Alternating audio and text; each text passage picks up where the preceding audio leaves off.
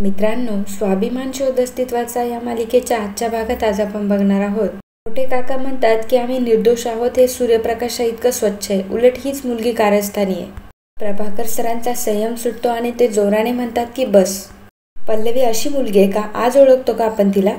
शांतनू, तू काय बोलतोस? तुला कळतंय का तरी? एवढ्यात मोठी आई म्हणते की भाऊजी, अजून किती पाठीशी घालणार आहात तिला? नका हो आमच्या सहनशक्तीचा अंत बघू. शांतनू पल्लवीला म्हणतो की का आता का गप्प आहेस? दे ना उत्तर. तुला माझ्या सगळ्या प्रश्नांची उत्तरं द्यावीच लागतील. का असं खोटं वागलीस? काय मिळवलंस तू? का इतक्या खालच्या पातळीला गेलीस? लाज नाही वाटली तुला? बोल ना ग आता. पल्लवी म्हणते की शांतनू, तुम्ही समजताय तसं नाहीये. मी तुम्हाला सगळं सांगू शकते. मित्रांनो, अजूनही तुम्ही जर चॅनलला सबस्क्राईब केलं नसेल तर चॅनलला लगेच सबस्क्राईब करा. आणि आजच्या आपल्या व्हिडिओचं लाईकचं टार्गेट असणार आहे 950 लाईक्स, तर व्हिडिओला लाईक देखील नक्की करा. तेवढ्यात मोठी आई टोकते आणि म्हणते की पल्लवी, तू माझी लाडकी सून आहे म्हणून मी तुला या घरात आणलं ना. किती कौतुकाने आणलं तुला या घरात, मग का वागतेस ग असं आमच्याशी? काल त्या तावडेला घरात काय आणलंस? आमच्यावर वाटेल ते आरोप केलेत. रात्रभर डोळ्याला डोळा लागला नाही रे माझ्या. तुझ्या वडिलांवरचं किटाळ दूर करण्यासाठी तू आम्हाला फासावर का चढवतीयस? मोठे काका म्हणतात की खरंच माझ्याकडं शब्द नाहीये की काय बोलावं. सुपर्णा, आपली सून आपल्याशी का म्हणून अशी वागली असेल ग? मोठी आई म्हणते की मी सांगते की ही अशी का वागते. हे हिचं डोकं नाहीये, हे या आदितीचं डोकं आहे. तुम्हीच मला सांगा, आधी कधी आलं होतं का हिच्या डोक्यात आपल्यावर आरोप करणं? पण ही आदिती ह्या घरात आली आणि सगळंच बिघडलं. माझं घर, माझा संसार सगळं माझ्या डोळ्यासमोर उद्ध्वस्त होतंय हो. अरे शांतनू, मला माझ्याच घरातून दूर करण्यासाठी डाव रचताय या दोघी. अरे का शांतनूला माझ्या विरुद्ध भडकवताय तुम्ही दोघी? आणि का घरात भांडणं लावताय? पल्लवी, तुला मला शिक्षाच करायची आहे ना? मग मी घेते ना माझ्या हाताने मला शिक्षा करून. आणि असं म्हणून मोठी आई चक्क तोंड जोडायला लागते. ते बघून शांतनू तिला थांबवतो आणि म्हणतो की मोठी आई काय करतेस तू? शिक्षा तुला नाही, हिला मिळायला हवी. ती खोटं वागलीये. तेव्हा पल्लवी म्हणते की शांतनू ऐका, माझं घर आहे, माझी माणसं आहेत. मी असं वाईट का वागेल? तावडे जे काही सांगत होता ते सगळं खरंय. प्लीज माझ्यावर विश्वास ठेवा. तेव्हा शांतनू म्हणतो की अजून किती खोटं बोलणार आहेस पल्लवी? प्रभाकर सर म्हणतात की शांतनू, तू काय बोलतोस कळतंय का तुला? बायको आहे तुझी ती. शांतनू म्हणतो की मग तिला सांगा ना हे. प्रभाकर सर म्हणतात की तू शांत हो. मला माहिती आहेस तू आता चिडलायस. एकदा तिच्याकडे बघ, तिच्या डोळ्यात डोळे घालून बघ आणि मग मला उत्तर दे. अशी मुलगी वाटते तुला ती? तू जे आरोप करतोय तशी आहे का ती? कोणालाही पैसे देऊन खोटे बोलायला लावणारी आहे ही. दादा आणि वहिनींवर एवढे आरोप केले तावडेनी, तो स्वतः जाऊन सगळे पुरावे गोळा केलेस, तरी पण विश्वास ठेवला का त्यांच्यावर? ऐकलंस का त्याचं? मग स्वतःच्या बायकोवर विश्वास ठेव ना जरा. तनू म्हणतो की कसा विश्वास ठेवू बाबा? मोठी आई आणि मोठे बाबा हे दोषी आहेत हे ठरवणारा एक तरी खरा पुरावा आहे का? तरीही मला सांगत होती की मोठे काका आणि मोठी आईच दोषी आहेत. यावर मी विश्वास ठेवायचा होता आणि आज मी हिला तावडेला पैसे देताना बघितलं, त्यावर मी विश्वास नाही ठेवायचा. प्रभाकर सर म्हणतात की अरे बस, तिला मीच. एवढ्यात शांतनू म्हणतो की मोठे काका बोलताय तेच खरंय. त्या तावडेला पडवून त्याला खोटं नाटं सांगणारी हीच आहे. मोठी आई आणि मोठे काकांविरुद्ध कारस्थानं रचणारी सुद्धा हीच आहे. या सगळ्या गोष्टींसाठी फक्त हीच जबाबदार आहे आणि हीच गुन्हेगार आहे. सगळं ऐकून पल्लवीला चक्कर यायला लागते. तेव्हा सर्वजण तिला सांभाळतात, पण शांतनू तिच्याकडे वळून सुद्धा बघत नाही. प्रभाकर सर म्हणतात की पल्लवी, तुझ्यावर कोणाचा विश्वास असो किंवा नसो, माझा तुझ्यावर पूर्ण विश्वास आहे.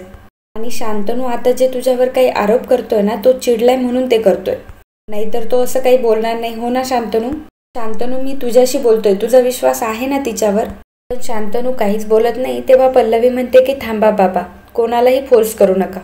ज्यांचा हात हातात धरून या घराचा उंबरठा ओलांडला, त्या माझ्या जोडीदाराचाच जर माझ्यावर विश्वास नसेल तर या घराशी, या घरातल्या माणसांशी माझं काय नातं राहणार आहे?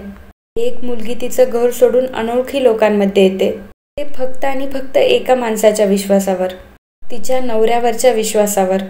पण तिच्या नवऱ्याचीच तिला साथ नसेल, त्याचाच तिच्यावर विश्वास नसेल, मग या घरात राहण्याला तरी काय अर्थ आहे? शांतनू, मी हे घर सोडून जाते. पल्लवी लगेच आतमध्ये जाते. प्रभाकर सर म्हणतात की अरे शांतनू, थांबव ना तिला. पण तेव्हा मात्र शांतनू गप्प बसून घेतो. मोठी आई नाटकं करत म्हणते की शांतनू, तू नको वाटून घेऊ, सगळं काही ठीक होईल. पल्लवी देवासमोर येते आणि खूप रडते. तिला सगळ्या जुन्या आठवणी आठवत असतात. ती देवाला म्हणते की देवा मी आज हरले. जर शांतनूंचाच माझ्यावर विश्वास नसेल तर मला नाही राहायचं इथे. हे घर सोडून जाते मी. या घरातली आपली शेवटची भेट. परत मी कधीच तुझी पूजा करू शकणार नाहीये. पण एक प्रार्थना करते तुझ्या चरणी, माझ्या घरच्यांचा सांभाळ कर आणि माझ्या घराचं रक्षण कर. मला आदिती मॅमला त्यांचे हक्क मिळवून द्यायचे होते. त्यांचं आणि त्यांच्या मुलाचं नातं पुन्हा जुळावं अशी माझी इच्छा होती. म्हणून हे सर्व केलं मी. पण माझी इच्छा तर अपूर्णच राहिली. आज खरंच हारले मी. माझी बाजू सत्याची असून देखील मी आज हरले. खोटेपणाने धूळपेक करून खऱ्याला झाकून टाकलं. माझ्या प्रेमाची, विश्वासाची आज हार झाली. मी नाही राहू शकत इथं. माझ्याकडून जर काही चूक झाली असेल तर मला माफ कर. पल्लवी खूप रडत असते. मग ती देवासमोरून उठते. त्या रूममध्ये जायला लागते तेव्हा तिला शांतनूचं सगळं बोलणं आठवत असतं. ती पल्लवी कारस्थानी आहे. पल्लवी तिच्या रूममध्ये येते. रूममध्ये आल्यावर पुन्हा एकदा तिच्या भूतकाळातल्या गोष्टी जाग्या होतात. ती त्यांच्या लग्नाच्या प्रेम जवळ जाते तेव्हा तिला त्यांचं लग्न आठवतं. रूममधला प्रत्येक फोटो बघून तिला त्या आठवणी तिच्या जाग्या होत असतात. ते सर्व क्षण बघून पल्लवीला त्यांचे रोमॅन्टिक क्षणसुद्धा आठवत असतात. मग पल्लवी जरा स्ट्रॉंग बनते. ती तिची बॅग भरायला लागते. तेवढ्यात आदिती मॅम, प्रभाकर सर तिथे येतात. आदिती मॅम म्हणतात की पल्लवी तू काय करतेयस? वेडेपणा करू नकोस पल्लवी. तेव्हा विभावरी म्हणते की पल्लवी असं घर सोडून नको जाऊस ग. बघ तुझी मनस्थिती समजू शकतो आम्ही, पण जरा थांब. थोडा वेळ जाऊ दे, सगळं काही नीट होईल. मेघना म्हणते की विभाई म्हणते सगळं बरोबर आहे, एकदा विचार कर पल्लवी. पल्लवी म्हणते मॅम मला माफ करा प्लीज. ती तिच्या गणपती बाप्पाला हातात घेते. तिला पुन्हा खूप रडू फुटतं आणि मग आदिती मॅमला ती जोराची मिठी मारते. ती म्हणते की मॅम या घरासाठी, घरातल्या लोकांसाठी खूप धडपडले मी. खूप प्रयत्न केले पण आता थकली आहे मी. लढायची ताकदच राहिली नाही आहे माझ्यात. आपल्या जोडीदाराचाच आपल्यावर विश्वास नसेल तर घरात राहून तरी काय उपयोग आहे? आदिती मॅम म्हणतात की असं नको बोलूस पल्लवी. तू काहीही चुकीचं केलेलं नाही आहेस. आम्ही आहोत ना तुझ्यासोबत. जे काही दिसलं ना ते चुकीचं होतं. तू काहीच गैर केलं नाहीस हे मलाही माहिती आहे आणि प्रभाकरलाही माहिती आहे. अगं प्रभाकर समजावेल ना शांतनूला. त्यासाठी घर सोडून जायची गरज आहे का? आणि हे दोघं असंच वागणार. तुझ्या स्वाभिमानाला ठेच पोचावी असाच विचार आहे त्यांचा. एकदा जर हे घर सोडून गेलीस ना पल्लवी, परत या घरात तुला थारा मिळणार नाही, लक्षात ठेव. तूच मला या घरात आणलंस ना. तू मला माझा संसार परत दिलास आणि तूच या घरातून चाललीस. प्लीज असं काही करू नकोस ग. काहीतरी मार्ग काढू आपण. विभावरी म्हणते की पल्लवी खरंच आम्हाला वाटत नाही की तू हे घर सोडून जावं. तू खूप केलंयस ग आमच्यासाठी. मेघना म्हणते की आणि त्यामागं तुझा कुठलाही स्वार्थ नव्हता हे देखील आम्हाला माहिती आहे. विभावरी म्हणते की या क्षणी काय खरं काय खोटं हे आम्हाला नाही माहीत. पण एक नक्की की तू कधीच चुकीचं वागणार नाहीस. तू खोटेपणा करणारी मुलगी नाहीयेस ग. प्लीज थांब. आदिती मॅम म्हणतात की पल्लवी माझं नाही तर त्यांचं तरी ऐक. प्लीज घर सोडून जाऊ नकोस. पल्लवी पुन्हा तिची बॅग घेते आणि म्हणते की मॅम मी इथं नाही राहू शकत. असं म्हणून पल्लवी बाहेर जायला निघते. सर्वजण तिच्या मागे जातात. पल्लवी बॅग घेऊन हॉलमध्ये येते. सर्वजण तिला थांबवत असतात पण शांतनू मात्र गप्प उभा असतो. प्रभाकर सर म्हणतात की शांतनू एकदा वळून बघ तरी इकडे. अरे पल्लवी कायमचं घर सोडून चाललीये. ती कोणाचंच ऐकत नाहीये. आता फक्त तूच अडवू शकतो तिला. प्लीज तू थांबव ना तिला प्लीज. पल्लवी विभावरी आणि मेघनाला म्हणते की विभा काकू, मेघना मी येते. तुम्ही मला एवढं प्रेम दिलं, मी खूप आभारी आहे तुमची. ती त्या दोघींचा आशीर्वाद घेते तेव्हा प्रभाकर सर म्हणतात की प्लीज पल्लवी घर सोडून जाऊ नकोस.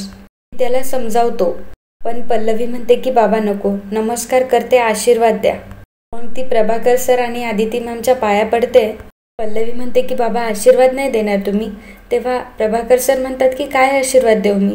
तुमच्या दोघांचा सुखी संसार व्हावा हीच इच्छा आहे माझी. प्लीज जाऊ नकोस, मी विनंती करतो तुला. पुष्पा म्हणते की पल्लवी ताई तुम्ही गरिबाला छप्पर दिलं, नोकरी दिली आणि तुम्हीच घर सोडून चाललात. बबन म्हणतो की पल्लवी ताई तू जर घर सोडून गेली तर आम्ही कोणाकडे बघायचं? आम्ही कसं जगायचं सांग बरं. तेव्हा पल्लवी म्हणते की बबन दादा मोठे आहात ना तुम्ही, प्लीज रडू नका आणि पुष्पाताईंची काळजी घ्या. आणि पुष्पाताई घर नीट सांभाळा हा. ती म्हणते की प्रदीप काका, मोठी आई, मोठे काका, निघते मी. असं म्हणून ती त्या तिघांनाही नमस्कार करते. पण शांतनू मात्र पल्लवीकडे बघायलाही तयार नसतो. पल्लवी जेव्हा घराच्या बाहेर जात असते तेव्हा सर्वजण तिला थांबवत असतात पण पल्लवी मात्र काही थांबत नसते. शांतनू म्हणतो की थांब पल्लवी. शांतनू म्हणतो की घाणेरडे आरोप केलेत तू माझ्या जवळच्या व्यक्तीवर, ते दोषी असल्याचे मला पुरावे दे, नाहीतर हे मान्य कर का ही भली माणसं आहेत आणि त्यानंतरच या घराच्या बाहेर पाऊल टाक.